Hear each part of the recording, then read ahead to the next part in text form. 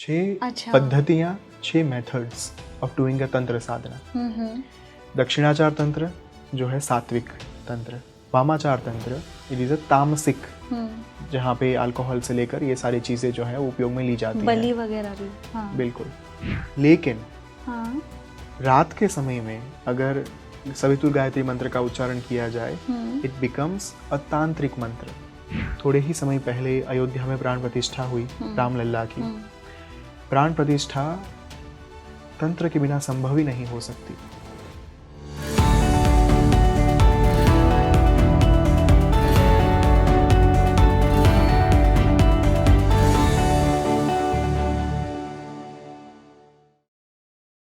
तांत्रिक विद्याओं में हमेशा देवी की पूजा ही क्यों की जाती है? क्या कनेक्शन है इन दोनों का? आप तांत्रिक विद्या में आप बलि देख लीजिए तो वो देवी को चढ़ाई जाती है, खासकर मैं बात करूं माँ काली की, तो वो क्यों देवी की क्यों? हम लोग, मैंने तो कभी आज तक नहीं देखा या सुना कभी कि किसी देवता की पूजा की जाती है। तो ऐसी तांत्रिक विद्याओं के लिए देवी का क्या, इससे क्या कनेक्शन है? क्योंकि देवी की जहाँ हम बात करते हैं वो अपने आप में बहुत सौम्य है, बहुत, क्योंकि माँ का स्वरूप है ना, और बहुत पॉजिटिव चीज से भरा हुआ है। लेकिन तांत्रिक साधनाओं का जब इस तरह की बातें सुनने में आती है, किसी का कुछ मतलब तांत्रिक विद्या जैसे हम बात करते हैं, किसी का कुछ गलत कर दिया, तो देवी का उसके साथ क्या कनेक्शन है? तंत्र के 5 मार्ग हैं। शैव तंत्र, वैष्णव तंत्र, शाक्त तंत्र, सौर तंत्र और गाणपत्य तंत्र। शैव तंत्र यानी जहाँ पे अघोर साधनाएं भी होती हैं, कापालिक साधनाएं भी होती हैं, भगवान शिव के रिलेटेड जो आप साधना करते हैं, चाहे वो वैदिक साधना हो, वैदिक प्रकार से की जाए या फिर तांत्रिक प्रकार से की जाए विधि विधान के साथ, वो शैव तंत्र में गिनी जाती है। अच्छा। फिर है वैष्णव तंत्र, जहाँ पे भगवान विष्णु और उनके सारे स्वरूपों की साधना की जाती है तंत्र मार्ग से। यहाँ पे सबसे बड़ी भ्रमणा जो है वो ये है कि तंत्र यानी मात्र देवी, ये नहीं है। डेफिनेटली तंत्र का बहुत बड़ा एस्पेक्ट देवी उपासना के साथ जुड़ा हुआ है, किंतु जब आप विष्णु तंत्र की बात कर रहे हैं, वैष्णव तंत्र की बात कर रहे हैं, वहाँ पे राम की भी तांत्रिक साधनाएं दी गई है। अच्छा। कृष्ण की भी दी गई है। जितने स्वरूप हैं सारे स्वरूपों की तंत्र साधनाएं हमारे पास उपलब्ध है वैष्णव तंत्र में। तत्पश्चात शाक्त तंत्र।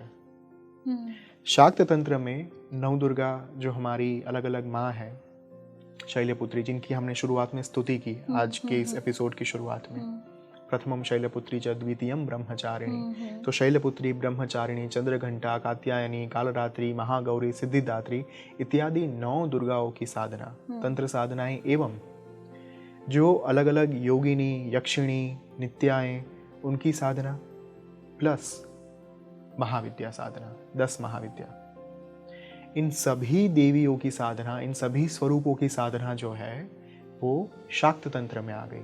अच्छा, ठीक है। जहाँ पे महाकाली भी आ गई, तारा माँ भी आ गई, सब अलग अलग देवी स्वरूप आ गए।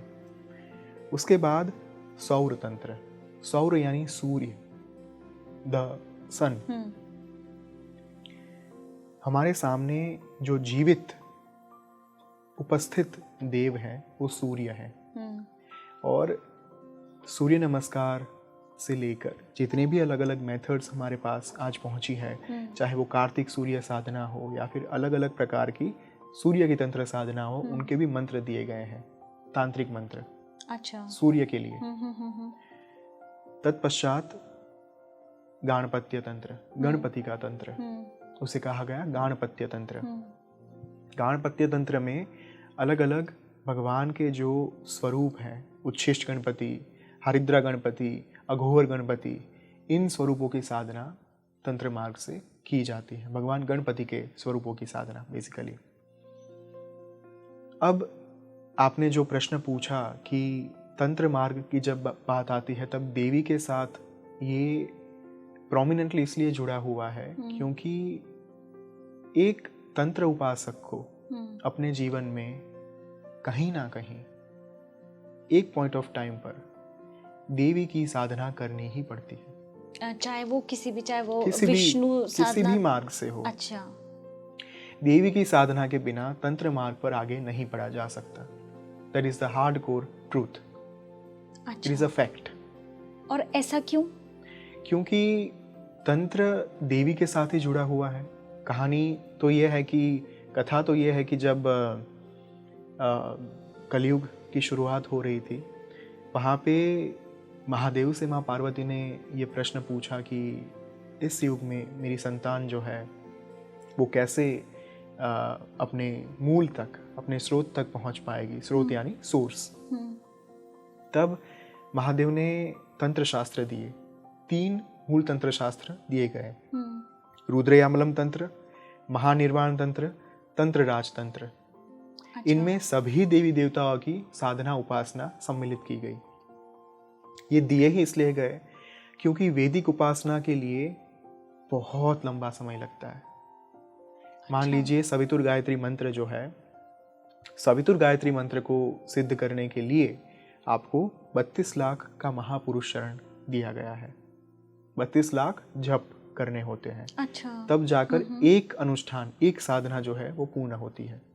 अरे बाप रे। अगर उस मंत्र को पूर्णतया जागृत करना है तो। जो हमारे कई सारे अलग अलग महानतम संत हो गए, पंडित राम शर्मा आचार्य से लेकर इवन ओम स्वामी ने जंगल में जाकर सबसे पहले माँ सवितुर गायत्री को ही जागृत किया था। तो वैदिक साधना करने के लिए लंबा समय लगता है, किंतु कलयुग में एक इंसान के पास समय की ही कमी है।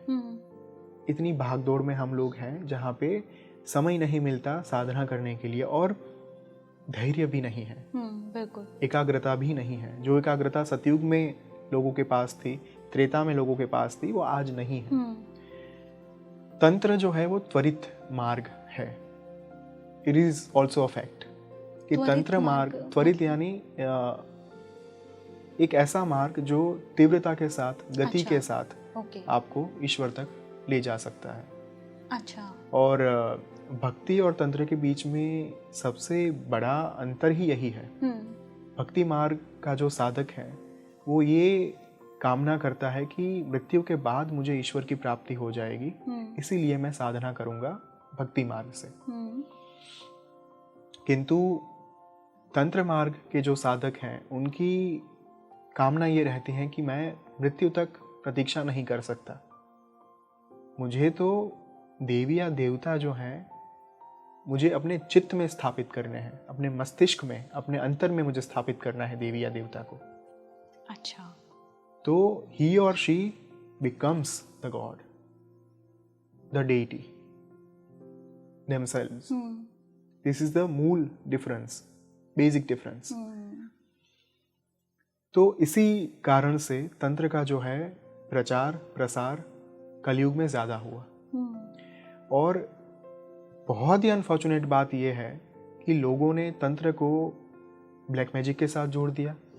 वही लोगों ने तंत्र को बलि के साथ जोड़ दिया, लोगों ने तंत्र को अल्कोहल के साथ जोड़ दिया। बिल्कुल। क्योंकि हम लोग भी, अगर मैं एक आम इंसान की बात करूं तो उनके लिए तांत्रिक विद्या, तांत्रिक साधना मतलब ऐसा है जैसे दूसरों का बुरा करना, जैसे टोना टोटका करना, वशीकरण करना, भूत प्रेत आत्मा, और मतलब नेगेटिव एनर्जी को अपनी तरफ आकर्षित करना। ये हमारे लिए अगर परिभाषा है हमारी, तो ये है तांत्रिक की परिभाषा हम लोगों की नज़र में। अब मैं आपसे जानना चाहती हूँ, क्योंकि आप इसमें महारत हासिल किए, लोगों को थोड़ा ये चीज़ क्लियर होनी चाहिए कि तांत्रिक साधना केवल नेगेटिव एनर्जी के लिए नहीं है, पॉजिटिव चीज़ों के लिए भी है। तो पॉजिटिव एनर्जी अगर लोग नहीं समझा पा रहे तो आप उन्हें सहज या सरल शब्दों में कैसे समझाएंगे कि तांत्रिक साधना में पॉजिटिविटी कैसे आ सकती है? मैंने आपको बताया तंत्र के 5 मार्गों के बारे में। अब मैं बता रहा हूँ आपको तंत्र के 6 प्रकार के बारे में, 6 पद्धतियाँ, 6 मेथड्स ऑफ डूइंग अ तंत्र साधना।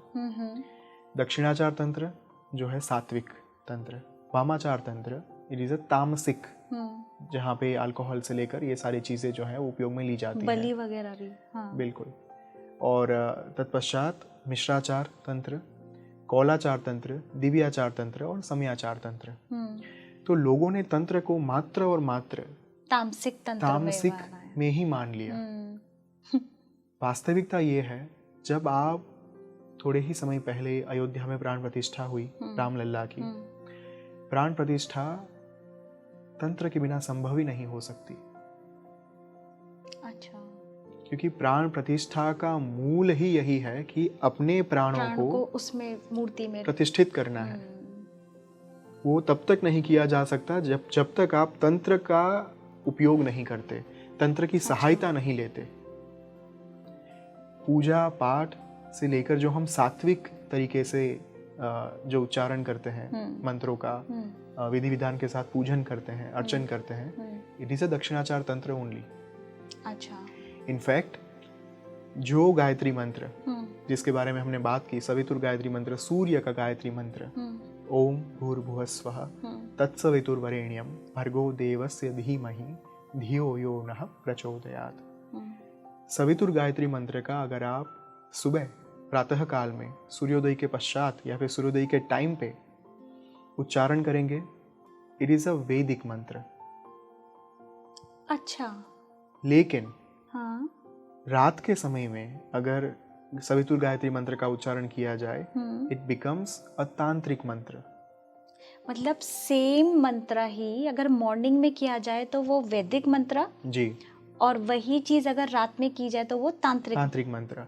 अच्छा। दूसरा, ठीक, जिस भी मंत्रों में बीज मंत्र आ गए, अम कम चम टम तम पम यम शम, फिर ऐंग रिंग क्लिंग श्रिंग त्रिंग, ये सबसे ज्यादा तांत्रिक साधनाओं में यही मैंने सुना बिल्कुल है। हाँ। ये बीज मंत्र जहाँ पे आ गए, वो मूलतः तांत्रिक मंत्र होते हैं।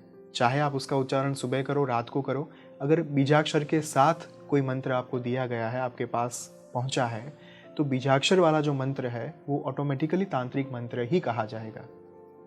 तो ये बहुत पावरफुल होता होगा ये मंत्र। क्योंकि मैं आपको रीजन बताता हूँ। हाँ। एक बीज को आप धारण करिए, फ्रूट का हो, वनस्पति का हो, कुछ भी हो, फल वनस्पति कुछ भी। अगर आप उस बीज को जमीन में बो देंगे, उसके ऊपर आप कॉन्स्टेंटली अच्छे से उसका लालन पालन करेंगे, खाद डालेंगे, पानी उसको देंगे, धूप देंगे अच्छे से, समय के साथ वो बीज बड़ा होता जाएगा। पहले अंकुरित होगा, अंकुरित होने के बाद वो वृक्ष का आकार धारण कर लेगा। हमारे ऋषि मुनि ने जब बीज मंत्र दिए, उनके दिमाग में यही बात आई थी कि अगर एक बीज को जमीन में बोया जाए तो आगे जाकर वो खिल सकता है, बड़ा हो सकता है, वृक्ष बन सकता है। तो अगर मंत्र रूपी बीज को कॉन्शियसनेस में बो दिया जाए तो क्या असर देगा, और वहीं से तंत्र आया। हमारे ऋषि मुनि ने बीज जो है मंत्रों के साथ बीज को ऐड कर दिया, कनेक्ट कर दिया, इसीलिए बीज मंत्र बोला गया है। बीज मंत्र बोला गया है इसीलिए। और वो बीज मंत्र जब आप उसका उच्चारण करते हैं, वो जब आपके कॉन्शियसनेस में, आपके चित्त में उसका आरोपण होता है, बोया जाता है, उस क्षण से अगर आप अपनी साधना की यात्रा पे चलते रहे तो निरंतर कॉन्स्टेंटली उस बीज को खाद मिलता रहेगा, पानी मिलता रहेगा, धूप मिलती रहेगी, इन द फॉर्म ऑफ साधना। ये बहुत महत्वपूर्ण बात है। तो एक समय ऐसा आएगा जब वो बीज आपके चित्त में, आपके मस्तिष्क में, आपके अंतर में एक वृक्ष का आकार धारण कर लेगा और उसके ऊपर फल आने शुरू हो जाएंगे, सिद्धि रूपी फल, शक्ति रूपी फल, और जो एक्चुअल में हमारी चीजों में दिखाई देगा वो। बिल्कुल। राइट। और इसी कारण से तांत्रिक मंत्र ज्यादा प्रचलन में आ गए आज की तारीख में, कलयुग में। आप बीज ही बो रहे हो। जो भी इंसान ये कहते हैं कि 11 बार जप करो ये हो जाएगा, 21, कुछ नहीं होता। अच्छा। कॉन्स्टेंटली काम करना पड़ता है। राइट। और आपने जो एक बात कही, हकारात्मक ऊर्जा, नकारात्मक ऊर्जा, अणु ऊर्जा जो है, न्यूक्लियर एनर्जी, उससे आप पॉजिटिव कहेंगी, नेगेटिव कहेंगी? वो एनर्जी है, तो एनर्जी एनर्जी होती है। उसको बनाने के लिए, उसका यूज करने के लिए आप न्यूक्लियर बॉम्ब भी बना सकते हैं। हाँ। और इलेक्ट्रिसिटी भी ला सकते हैं। हाँ। It is all about intention, उद्देश्य। if you are in the right direction, if your intentions are in the right direction, तो वो एनर्जी सकारात्मक बन जाएगी आपके लिए और दूसरों के लिए भी। अगर आप उसका उपयोग गलत कामों के लिए कर रहे हो, it will give you negative impact। तो कोई भी एनर्जी नेगेटिव और पॉजिटिव नहीं होती है, वो डिपेंड करती है कि वो इंसान किस चीज के लिए उपयोग उसको कर रहा है, पॉजिटिव में कि नेगेटिव में।